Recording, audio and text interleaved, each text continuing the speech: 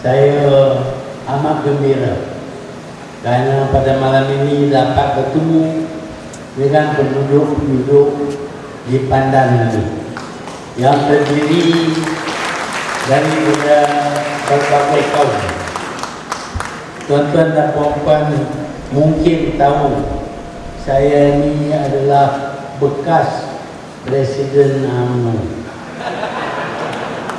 Tapi pada malam ini saya berada di atas pentas ini bersama-sama dengan rakan-rakan saya daripada 3 buah parti lain yang berhajat untuk mengalahkan UMNO. Saya sudah menjadi pengurusi bagi Parti Pribumi Bersatu Malaysia yang menyertai gabungan parti-parti lawan dengan tujuan untuk mengalahkan Barisan Nasional, UMNO dan khususnya Datuk Seri Najib. Tuan-tuan dan puan-puan, saya menyertai UMNO bermula daripada tahun 1946. Saya fikir ramai daripada sini belum lahir pada masa itu. Bukanlah senang setelah berada dengan UMNO begitu lama untuk saya membuat keputusan tinggal UMNO.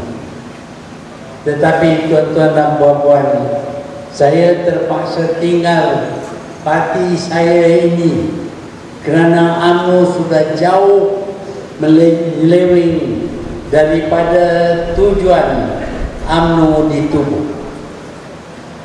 UMNO sudah wafat, sudah tidak ada lagi. Yang ada hanyalah parti milik Datuk Seri Najib. Saya rela dia memiliki UMNO bekas parti saya. Tetapi yang saya tidak rela ialah dasar-dasar yang diperkenalkan olehnya dan juga tingkah laku. Kita semua tahu bahawa sejak Najib menjadi Perdana Menteri, kita dengar macam-macam cerita yang tidak baik belaka. Dan di antara cerita-cerita ini ialah Perdana Menteri ini, Najib Tun Razak, didakwa oleh dunia sebagai pencuri. Ialah kita dah ada 6 buah Perdana Menteri, 6 orang Perdana Menteri. Belum ada pencuri menjadi Perdana Menteri kita. Yang peliknya masih ada orang yang sanggup terima Datuk Seri Najib sebagai pemimpin mereka, sebagai Perdana Menteri Malaysia. Mereka sedikit pun tidak merasa malu. Najib tak malu tu memanglah dia tak tahu malu. Tetapi pengikut-pengikut dia, ahli-ahli UMNO, MCA, MIC dan lain-lain tidak langsung rasa malu apabila dunia berkata bahawa Malaysia ini adalah di antara 10 negara yang tahap korupsinya tertinggi sekali di Indonesia. Mereka tak berasa malu. Najib tak berasa malu.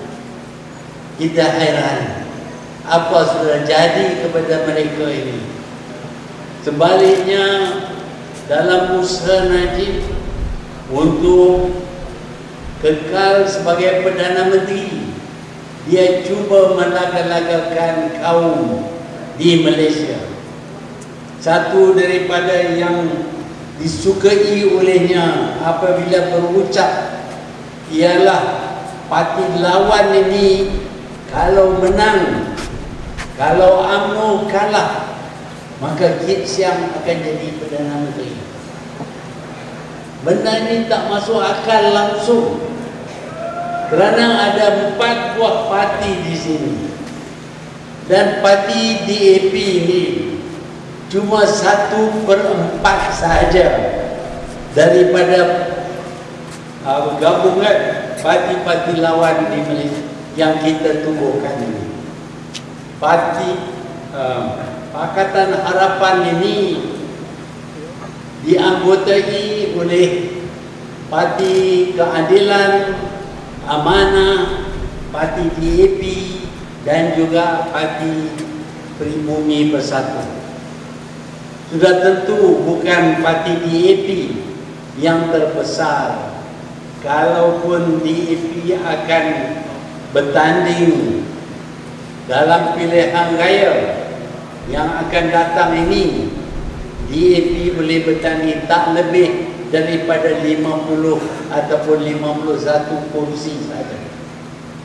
Kalau dia menang semua, tak mungkin dia menjadi kerajaan, dan tak mungkin dia meletakkan Kit Siang sebagai Perdana Menteri, kerana terdapat lebih ramai parti-parti Bumi Putera Melayu dalam Pakatan Harapan ini.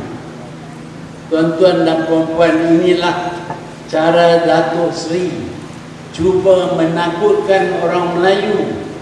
Kononnya kalau UMNO kalah, maka Kit Siang akan jadi Perdana Menteri. Sebenarnya Kit Siang sendiri dan juga Puan Eng membuat pengumuman secara terbuka depan saya dan rakan-rakan saya bahawa dia tidak bercita-cita untuk menjadi Perdana Menteri. Bahkan dia tidak pernah meminta supaya seorang orang Cina jadi Perdana Menteri. Yang minta untuk menjadi timbalan Perdana Menteri ialah MCA, bukan DAP.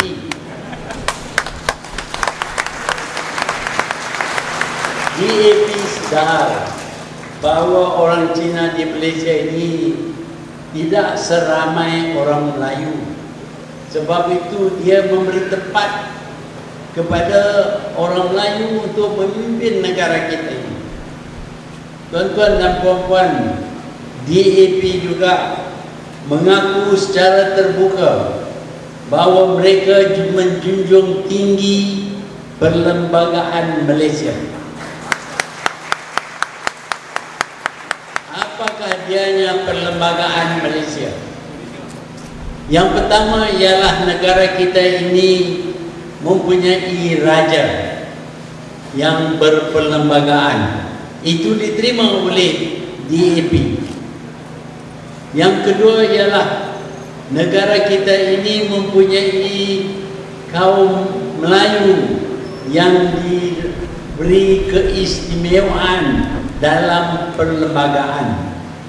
Yang ketiga, bahasa kebangsaan ialah bahasa Melayu.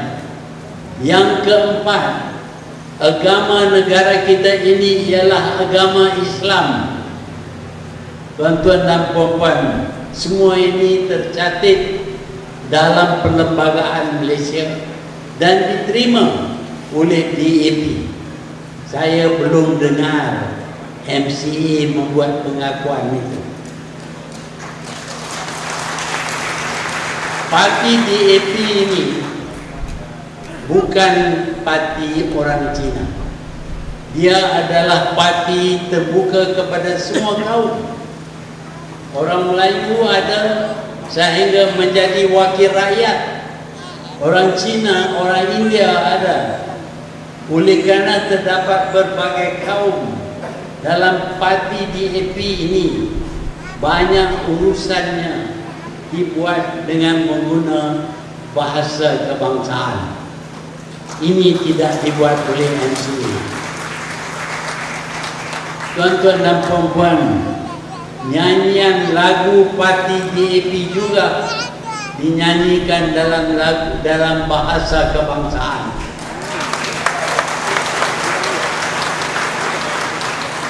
Sebaliknya, kalau kita ada mesyuarat agung MCA, kita mesti ada penterjemah. Kerana kan bahasa yang digunakan ialah bahasa orang Cina. Bukan kita tidak membenar penggunaan bahasa Cina, tetapi janganlah dakwa bahawa DAP ini kecinaannya lebih kuat daripada MCA. MCA sebenarnya adalah parti tauke. Dia tidak bekerja untuk orang Cina marhain. Dia bekerja untuk kepentingan diri mereka sahaja. Sebab itu apabila perhubungan rapat dibuat dengan negara Cina, MCA mengadakan satu perjanjian bersama dengan Parti Komunis China. Itulah MCA. Sebaliknya DAP anggap diri mereka sebagai Parti Rakyat Malaysia. Kita patut kata kepada Najib, tak usahlah main menakut-nakutkan orang Melayu. Gunanya kerana parti lawan ini, gabungan parti lawan ini mempunyai DAP. Kita sedar bahawa orang-orang Cina memainkan peranan dalam pilihan raya, dan kita juga perlu sokongan mereka. Sebab itu kita bersama dengan DAP dalam pilihan raya, dalam gabungan ini. Tuan-tuan dan puan-puan, inilah keadaan yang sebenar. Tetapi Najib ini seolah-olah tidak faham. Sukar bagi dia nak faham. Sebab itu baru-baru ini dia meminta supaya dunia hormati Malaysia. Bukankah dunia yang menuduh dianya mencuri? Macam mana dunia nak hormat pencuri?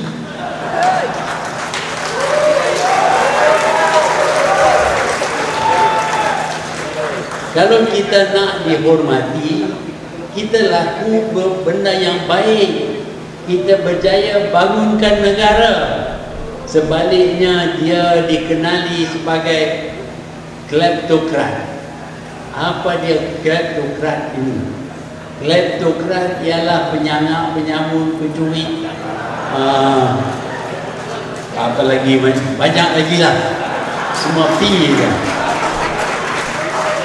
Inilah kleptokrat yang memerintah negara kita ini. Dan cara-cara kleptokrat, cara-cara penyangak dan pencuri ialah dengan menyalahguna kuasa kerajaan. Kita dengar Rafizi bercakap tadi dengan panjang lebar. Ramai daripada kita sonok mendengar penjelasannya berkenaan dengan keuangan kerajaan. Tetapi kita juga tahu bahawa dia dikenakan hukum penjara 18 bulan. Dianggur.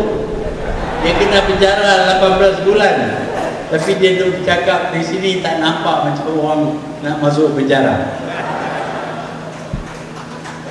Inilah cara Najib. Kenapa dia dikenakan penjara? Kerana dia bercakap berkenaan dengan kesalahan kerajaan. Tuan-tuan dan puan-puan, banyak sudah laporan-laporan yang dibuat oleh Bank Negara, yang dibuat oleh Badan Pencegah Rasuah, yang dibuat oleh Auditor General berkenaan dengan Najib. Sepatutnya laporan itu didedah kepada semua kita, supaya kita akan tahu sama ada Najib buat salah ataupun tidak. Tetapi Datuk Apandi dan Tan Sri Apandi yang sudah jadi auditor dari Attorney General. Apakah yang dilakukan oleh orang ini? Dia baca laporan ini dengan serta-merta kata tidak ada kesalahan yang dilapor dalam laporan-laporan ini. Baik, tapi kalau tidak ada kesalahan, tunjuklah kepada semua orang. Dah masuk sebagai rahsia kerajaan. Tuan-tuan dan puan-puan, apabila sesuatu dimasukkan ke dalam rahsia kerajaan, kita tak boleh sebut lagi. Walaupun kita sudah baca dan kita tahu, kalau kita sebut, kita bocor rahsia dan kita boleh ditangkap dan dikenakan hukum jail seperti jail Rabisi. Apa yang dia cakap ialah apa yang dia tahu. Memang pun ada dalam laporan, tetapi kerana laporan itu dirahsiakan, apabila dia menyebut tentang isi kandungan laporan itu, maka dia dikenakan jail 18 bulan.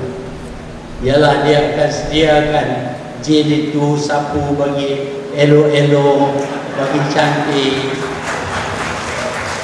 Dia nak bagi simen-simen tu lembut untuk menunggu banduan yang akan datang.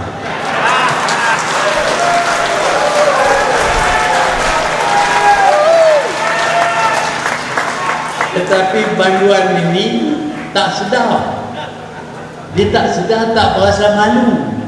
Kalau kita pergi kata kepada dia, awak pencuri. Nyanyi pula. La la la syarah.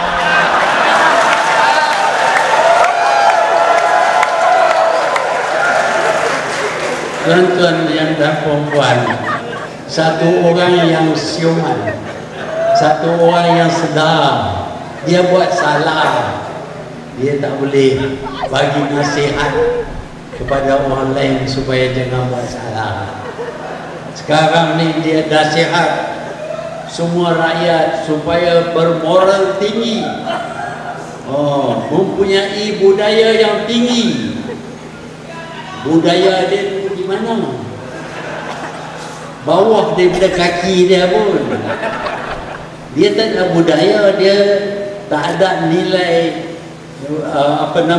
nilai hidup yang tinggi, kerana semua dunia tahu bahawa dia telah mencuri duit kerajaan, duit rakyat Malaysia. Tuan-tuan dan puan-puan, Najib ini dia percaya duit boleh buat apa saja. Kalau bagi duit kepada orang, maka orang akan sokong dia. Tapi duit dia tak ada. Perdana Menteri tak ada duit. Saya tahulah, saya pun jadi Perdana Menteri dulu. Dapat duit gaji bukan banyak sangat. Nak sokong banyak-banyak tak boleh. Nak bagi sekupang dua boleh lah. Tapi kalau bagi sekupang 2,000, 2,000 tak berkesan. Dia nak kena bagi banyak. Dia nak kena bagi million-million. Nak sumbat telinga, mata, hidung, mulut dengan bedak. Apabila dia tak ada duit, apa dia buat? Curi lah. Inilah cara yang mudah sekali, curi. Dan bila nak curi ni, dia nampak duit kerjaan ni cukup banyak. Tabung haji ada, KWSP ada, KWAP ada, duit Felda ada, macam-macam duit dia nampak. Pasal apa duit itu tak masuk dalam poket dia? Jadi dia cari jalan lah, macam mana nak curi duit. Sebab itu dia curi duit M1MDB. Dia juga curi duit tabung haji, seperti yang diterangkan oleh Siti Rabizi tadi. Duit tabung haji adalah duit kita, duit orang yang nak buat kerja haji. disimpan duit itu dengan harapan nak buat kerja haji, tetapi duit itu diguna untuk beli tanah yang dia beli daripada kerajaan dengan harga dah murah. Najib beli melalui M1MDB tanah dengan harga sekeping RM60, sedangkan tanah berdekatan dengan pavilion itu di mana TRX sedang dibangun sekarang ini, tanah itu biasa dijual dengan harga RM7,000 satu kaki persegi. Dia beli dengan harga RM60. Lepas tu jual kepada tabung haji, ambil duit rakyat untuk nak buat kerja haji, curi duit tu, beli tanah dengan duit tu, dan hilanglah duit tabung haji. Kononnya melabur, dan Najib pun dapat duit banyak. Dia nampak juga Felda. Felda ni besar, ada 2 million ekar tanah. Tapi pekerja-pekerja, peserta-peserta, peneroka apa semua ini memiliki tanah ini. Dia memikir tentang cara menggadaikan tanah itu untuk dijadikan modal untuk perniagaan. Felda Global Ventures.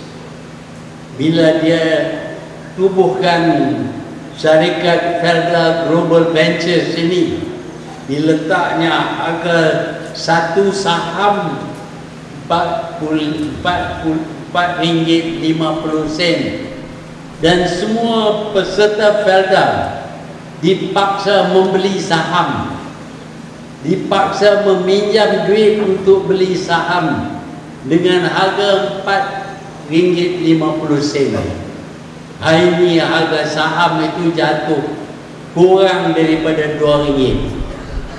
Tak pasal-pasal pun peserta Felda ini menanggung kerugian, kerana apabila ditubuh Felda Global Ventures ini, mereka bukanlah dengan niat nak cari duit tambahan bagi peneroka Felda, sebaliknya untuk nak curi duit. Peserta Felda hutang sebanyak RM5 bilion, di mana dulu dia tak ada hutang. Inilah Najib, tak boleh tengok duit langsung, nampak duit dia nak sapu. Duit KWSP pun sapu, duit KWAP pun sapu. Jadi tuan-tuan bila berjalan jaga poket. Kalau nampak lampu biru tu nyala, bermakna ni orang ni sedang lalu, pegang poket cepat-cepat. Dia tak boleh tengok duit.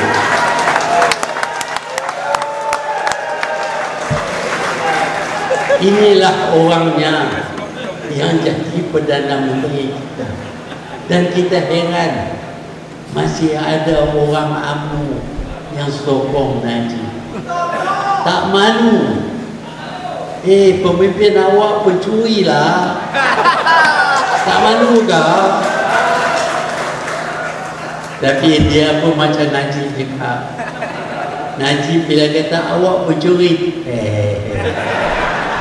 nari. Ahli UMNO, pemimpin UMNO pun bila kata awak mencuri, macam tu juga. Dapat duit, kena sumbat duit, dedak ni masuk dalam telinga, dia pegang.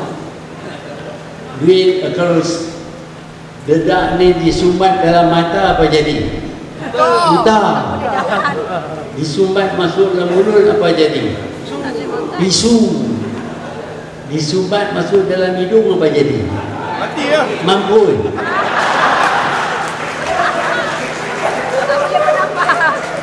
Tuan-tuan dan puan-puan, tugas tuan-tuan, kami semua ialah untuk menghapuskan UMNO, parti saya ini.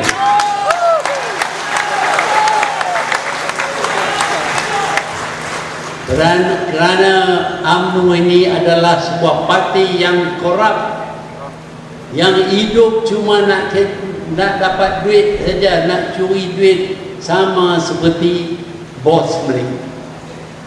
Tuan-tuan dan puan-puan, dulu kita pernah dengar juga berkenaan dengan rasuah, berkenaan dengan pegawai sapu duit, tapi dulu dia sapu sikit-sikit.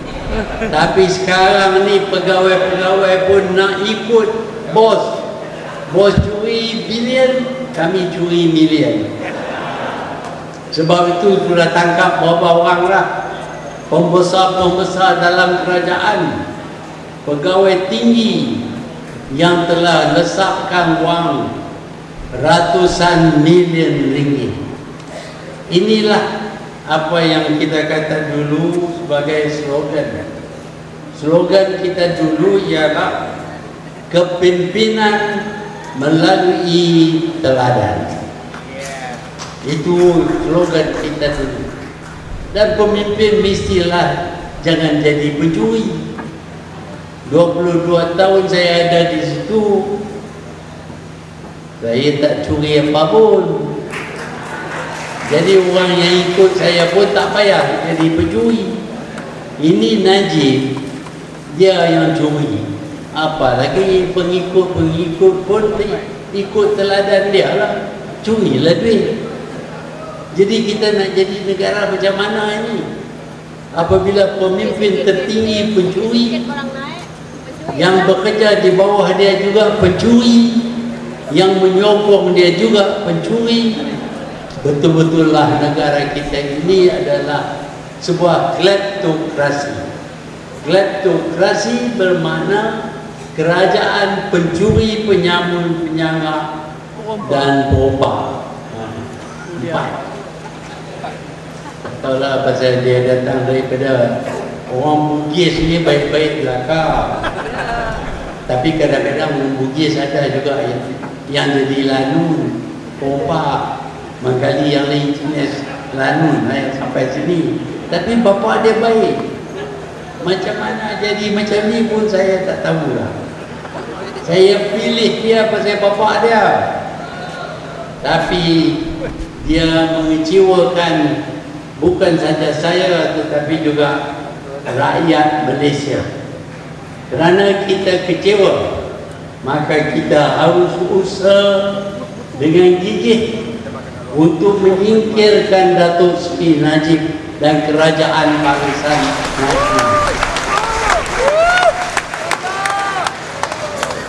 Kami dalam Pakatan Harapan akan bekerja keras, bekerja bersama tanpa sengketa antara kita.